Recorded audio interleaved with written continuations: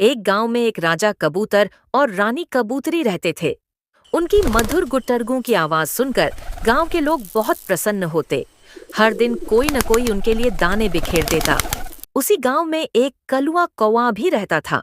वह काला था और उसकी काव काव की आवाज लोगों को कर्कश लगती थी। गांव वाले उसे अक्सर भगाते और कई बार बच्चे पत्थर तक मार देते। राजा और रानी को अपनी सुंदरता और मधुर आवाज पर बहुत घमंड था। वे न तो कलुआ से बात करते, न ही किसी साधारण या जंगली कबूतर से। उन्हें लगता था कि सुंदरता और मीठी आवाज ही सबसे बड़ी ताकत है। लेकिन एक रात अचानक गांव के खेतों में आग लग गई। लपटें तेजी से फैलने लगीं और कुछ ही देर में वो नारियल का पेड़ जिस पर राजा रानी का घोंसला था, आग की चपेट में आ गया। राजा और रानी ने डर से उड़ान भरी और गांव में जाकर जोर जोर से गुटरगू करके मदद मांगी। गुटरगू, हमारी मदद करो, हमारा घर जल रहा है। पर रात गहरी थी और उनकी मीठी आवाज इतनी धीमी थी कि किसी ने नहीं सुनी। वे अपने पड़ोसी कबूतरों के पास पहुंचे, पर जिन्होंने कभी उनसे बात तक नहीं की थी, वे अब मदद करने से कतराने लगे। तभी दूर से कलुआ कौवा ने यह सब देखा।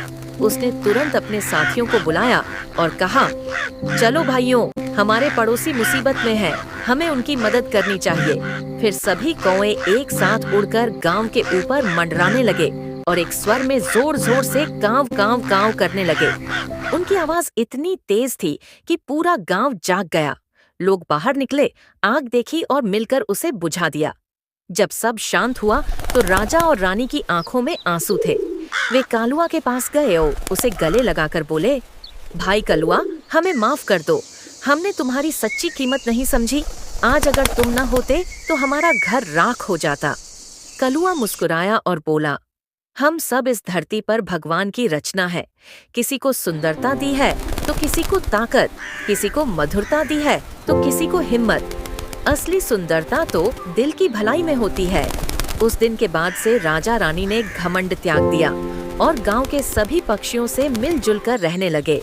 अब गांव में जब भी कौवा कांव कांव करता, लोग मुस्कुराकर कहते, देखो, हमारे कलुआ की आवाज फिर से गांव में खुशियां गा रही है। शिक्षा, सुंदरता या मीठी आवाज नहीं, बल्कि दूसरों की मदद करने का दिल ही सबसे बड़ी अच्छाई है।